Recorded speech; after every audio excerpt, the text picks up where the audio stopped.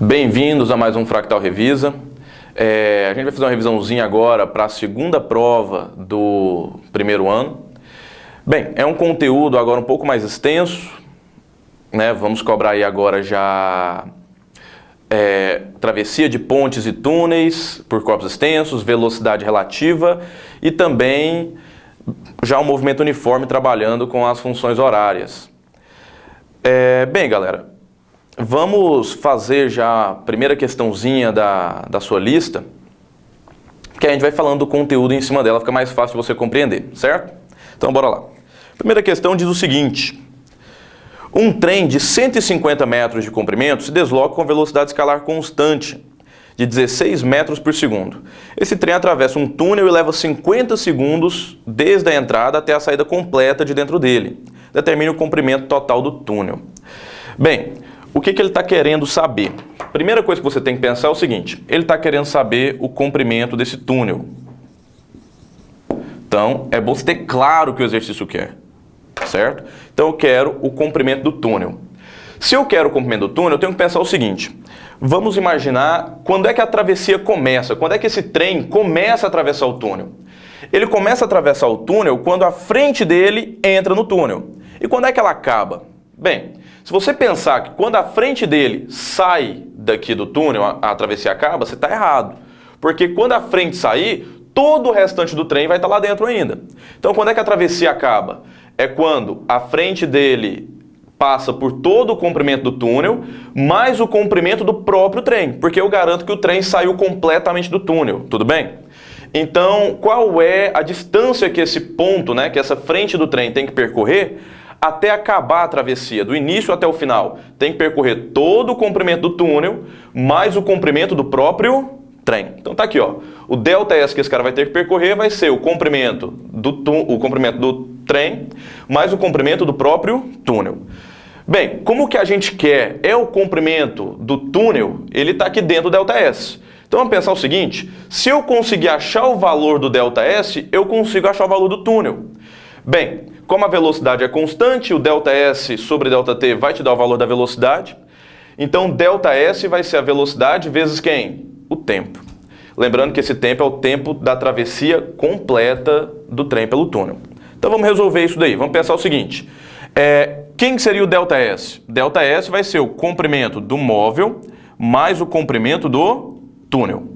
É igual a velocidade vezes o tempo da travessia. O comprimento do móvel é o trem, que tem 150 metros. Então vamos anotar lá, ó. 150 metros mais o comprimento do túnel é o que a gente quer. A velocidade do trem ele me deu, são 16 metros por segundo. 16. E ele leva 50 segundos para atravessar o túnel. Então tá aí, ó. O que a gente obteve aqui, ó? Que se eu pegar aqui 150, que é o comprimento do trem, mais o comprimento do túnel, é igual a 16 vezes 50, isso daqui vai dar 800 metros. Eu pego esse 150, que é o comprimento do trem, passo para lá, ele vai negativo. Então, olha só, o comprimento do túnel vai ser 800 metros menos 150. 800 menos 150 vai dar aí 650 metros. É o comprimento do seu túnel. Tudo bem, galerinha? Então você vê que não é complicado. Para você conseguir fazer uma questão dessa, é só você identificar que o ΔS que ele vai percorrer é o comprimento do móvel mais o comprimento do túnel e prestar muita atenção no que ele pede. Nesse caso, ele pediu o comprimento do túnel, ele pode pedir o comprimento do móvel, ele pode te dar o comprimento do móvel e do túnel e te pedir o tempo da travessia, por exemplo. Então fica atento com isso daí que você vai sair bem, certinho? Obrigado. Bem, galera, então agora vamos fazer a segunda questãozinha da lista. É uma questão que fala sobre velocidade relativa, só que também fala sobre corpos extensos. Então você vai precisar um pouco do conteúdo da questão 1, tudo bem? Vamos fazer a leitura da questão para a gente entender melhor do que se trata. Em uma viagem de carro com sua família, um garoto colocou em prática o que havia aprendido nas aulas de física. Quando seu pai ultrapassou um caminhão em um trecho reto da estrada, ele calculou a velocidade do caminhão ultrapassado utilizando um cronômetro. O garoto acionou o cronômetro quando seu pai alinhou a frente do carro com a traseira do caminhão e o desligou no instante em que a ultrapassagem terminou, com a traseira do carro alinhada com a frente do caminhão, obtendo 8,5 segundos para o tempo da ultrapassagem. Em seguida, considerando as informações contidas na figura e sabendo que o comprimento do carro era de 4 metros e que a velocidade do carro permaneceu constante e igual a 30 metros por segundo, ele calculou a velocidade média do caminhão durante a ultrapassagem. Qual foi o valor obtido pelo garoto? Bem, galera, a informação que ele fala da figura é porque na figura aparece o comprimento do caminhão, tudo bem? Então, se você der uma olhada na sua lista, está o comprimento do caminhão lá. Olha só, que nós temos um problema, né? Mas o texto deixa claro isso pra gente. Quando é que a travessia começa? Quando a frente do carro está alinhada com a traseira do caminhão. E quando é que ela acaba? Quando a traseira do carro está alinhada com a frente do caminhão. Bem, quando a gente vai falar de velocidade relativa, a gente está falando da velocidade de um móvel em relação ao outro, tudo bem? Então, o que você tem que analisar? Eu tenho que pensar o seguinte, quanto é que um carro vai ter que percorrer a mais do que o caminhão do início até o final da ultrapassagem? Não em relação à pista, mas em relação ao caminhão. Se você parar para pensar, o carro tem que percorrer, de novo, vamos trabalhar o pontinho. Esse ponto tem que percorrer todo o comprimento do caminhão, mais o comprimento do próprio carro, do início da ultrapassagem até o final. Então, lá, ó. Esse ponto que é a frente do carro percorre o comprimento do caminhão mais o comprimento do próprio carro. Então, o nosso ΔS relativo, o que o carro tem que percorrer a mais que o caminhão, vai ser quem? Vai ser o comprimento do carro, que chamamos de A ali, mais o comprimento do próprio caminhão, que chamamos de quem? De B. Tudo bem? Lembrando que a velocidade relativa vai ser a velocidade de A menos B, certo? Eles têm o mesmo sentido, então fica bem claro a gente trabalhar VA menos VB. E eu também posso calcular a velocidade relativa usando o ΔS relativo, que é a distância que um vai percorrer em relação ao outro, pelo tempo que demora essa ultrapassagem. Tudo bem? Então vamos lá. O que ele está querendo? Ele está querendo saber a velocidade do caminhão, né? Está querendo saber o VB. Eu vou usar o seguinte. Se eu pego isso daqui, ó, velocidade relativa é o ΔS relativo dividido pelo tempo, eu tenho que pensar o seguinte, aonde está a informação que eu quero? Ela está aqui dentro, ó. Porque esse cara aqui não vai ser VA menos VB, então o VB está aqui dentro. Então vamos pensar o seguinte, quando eu pego e substituo esses valores, vai ficar assim, ó, VA menos VB é igual. O ΔS relativo, quem que é o ΔS relativo? É o comprimento do A mais o comprimento do B, né, que é a distância que o carro vai ter que percorrer em relação ao caminhão, dividido pelo tempo da ultrapassagem, dividido por ΔT. Então, vamos lá. Quem é o VA? VA é a velocidade do carro, eu tenho o VA. O VA ele deu pra gente, falou que é de quanto? 30 metros por segundo. Então ficou assim, ó, 30 menos a velocidade do caminhão, que é o B, é igual o comprimento do A. Quanto que é o comprimento do A? Que é o carro, é 4 metros. O comprimento do B, que é o caminhão, é 30 metros, dividido por ΔT, que é o tempo da ultrapassagem, que foi ele usou o cronômetro para medir. Foram quantos? 8,5 segundos. Daqui, galera, a gente pode fazer uma continha rápida. 30 mais 4 vai dar 34, dividido por 8,5 fica 4. Então, olha só.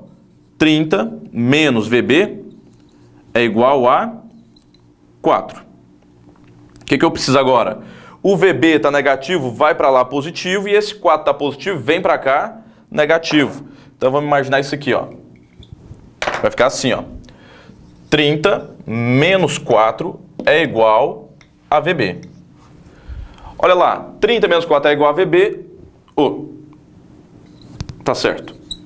VB vai dar quanto? 26 metros por segundo.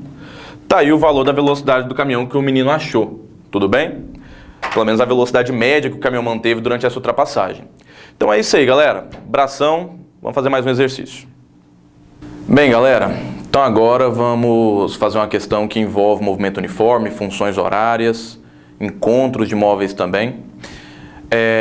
para a gente fechar a nossa revisão para a prova, certo? Vamos fazer a questão 8 da sua lista, que é uma questão bem ampla para revisar o conteúdo todo sobre o movimento uniforme aí. Tudo bem? Então vamos lá. Uma partícula A está na posição de 40 metros de uma trajetória, com velocidade constante de 30 metros por segundo. Uma outra partícula B está na posição de 160 metros na trajetória, tem velocidade de 26 metros por segundo. Sabe-se que ambas as partículas têm movimento progressivo. Faça o que se pede. Bem, quando ele fala movimento progressivo, eu estou falando que a velocidade das duas, que o movimento das duas está no sentido da trajetória, né? Então, a representação do que está acontecendo seria isso daqui. Isso é importante você fazer, né? Vocês, às vezes, têm muita dificuldade em questão por não desenhar, não representar o que a questão está falando. Então, às vezes a questão traz só o texto, você fica tentando imaginar, às vezes não dá conta, faz o desenho, perde um tempinho aí, mas faz o desenho para você entender melhor. Tudo bem? E aí ele coloca aqui, né? Faça o que se pede. Aí, letra A. Escreva as funções horárias para o movimento das partículas. Bem, galerinha, como ele me disse que a velocidade das duas é constante, o que eu tenho aí, né, o que eu posso colocar aqui é a função horária do movimento uniforme, movimento retilíneo uniforme. A gente sabe que toda partícula em movimento retilíneo uniforme vai obedecer essa função aqui, ó. S é igual a S0 mais VT. Tudo bem? Quando ele pede a função horária do movimento dessas partículas, é porque ele está me pedindo para eu colocar o movimento específico dessas partículas. Então, por exemplo, no caso da partícula A, ela tem uma velocidade de 30 metros por segundo, parte da posição de 40 metros. Já a partícula B tem uma velocidade de 26 metros por segundo e parte da posição de 160 metros. Então, cada uma delas tem a sua função específica, né? Então, olha só, a função horária para a partícula A vai ser, quem é a posição inicial do A? Vai ser 40 metros, que é a posição que ele deu no início da observação. Quem é a velocidade da partícula A? 30 metros por segundo, vezes o T. Então, tá aqui, ó, a função horária, né? A função da posição da partícula A pelo tempo. Já da partícula B, vai ficar como? SB é igual. Posição inicial da partícula B, 160 metros. Então, S0 da partícula B é 160, mais a velocidade da partícula B é quanto? 26 vezes T. Então, tá aí. Basicamente, quando ele pede para escrever a função horária do movimento, é só você substituir as duas constantes da função. Tudo bem? Substituir o S0 e o V, no caso do movimento uniforme. Certinho? Então, a letra A acaba aqui, ó. Ele só quer que você escreva a função horária do movimento das duas partículas. É só colocar isso aqui. Provavelmente ele vai fazer uso disso daí nas próximas letras aqui, ó, nos próximos itens. Item B. Calcule o instante do encontro das partículas. Poxa, galera, letra B ele quer saber o instante do encontro, né? Ele quer saber qual é um instante, quero saber qual é o valor do T, quando a posição do A é igual à posição do B. Então, no instante do encontro, eles não vão ocupar a mesma posição, não vão estar no mesmo lugar? Quero saber qual é o instante que isso acontece. Mas vem cá, a posição do A não é dada por 40 mais 30T? E a posição do B não é dada por 160 mais 26T? Eu quero saber o instante em que isso ocorre. Então, vai ficar como? 40 mais 30T, é o valor do SA, é igual a 160 mais 26T. Que é o valor do SB. Então tá aí, ó. Esse instante que eu encontro aqui vai ser um instante onde SA é igual a SB. Bem, pra gente resolver isso aqui, né, vamos agrupar os termos semelhantes. Vou pegar o que tem T, vou passar para cá, o que não tem eu vou passar para lá.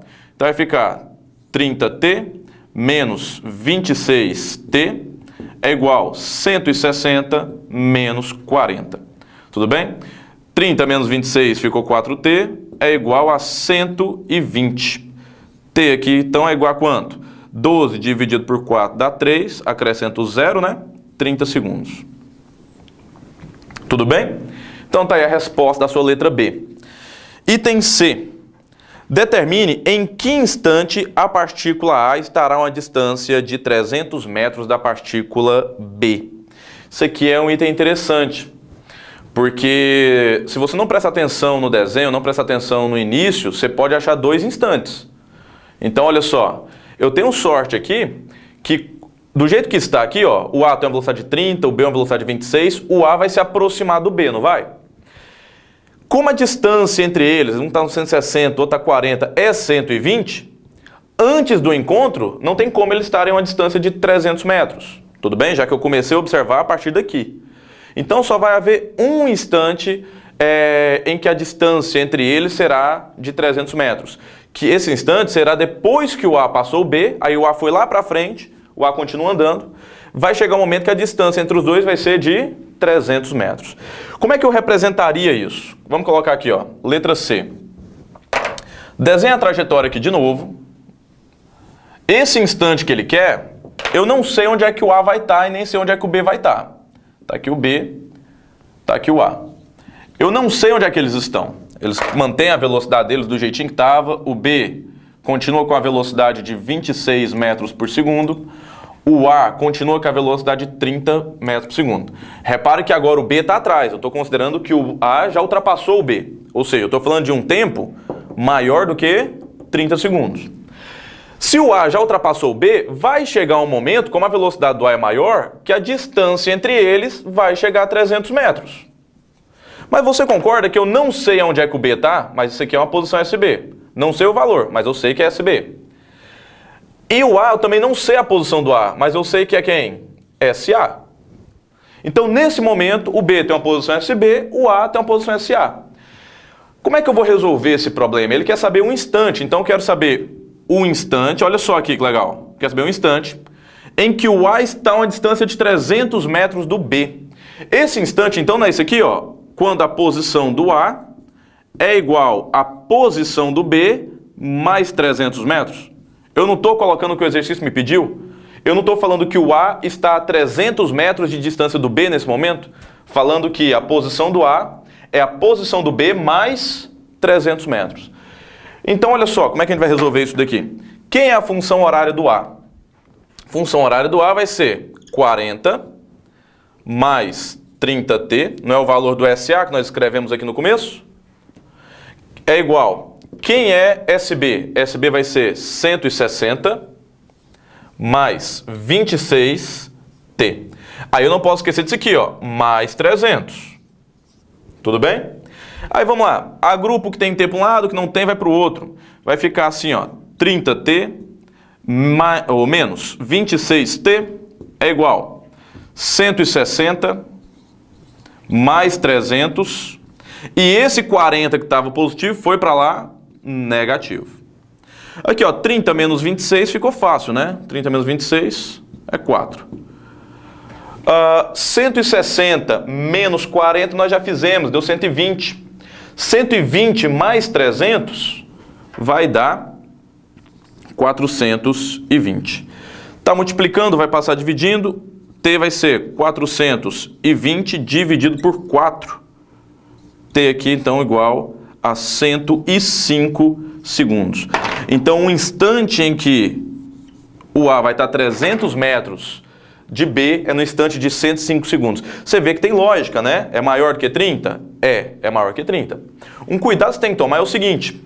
Vamos supor que o B já estivesse lá na posição de 1000 e tantos metros. Então, o que eu posso pensar? Eu posso pensar o seguinte. Se o B já estivesse lá na posição de 1000 e tantos metros e o A aqui na de 40, o A ia aproximar, ia aproximar, ia aproximar, ia aproximar. Vai chegar um momento que a distância entre eles seria de 300 metros. Depois o A ia atravessar, ia ultrapassar o B, e de novo eu ia ter outro instante em que a distância entre eles seria de 300 metros. Então você tem que tomar cuidado no início da questão, para saber se você vai ter que fazer duas contas ou só uma. Professor, nesse caso, se eu tivesse a distância 300 metros antes do encontro e depois do encontro, o que mudaria para mim? Que você ia ter uma situação onde a posição do A seria a posição do B menos 300, que é o A atrás do B ainda, e depois a posição do A é a posição do B mais 300, que é depois que o A ultrapassou. Tudo bem? Nesse caso não teve essa complicação, mas fica a dica, viu? Isso pode vir a cair na prova também. Certinho? Valeu, galera. Obrigado. Boa prova.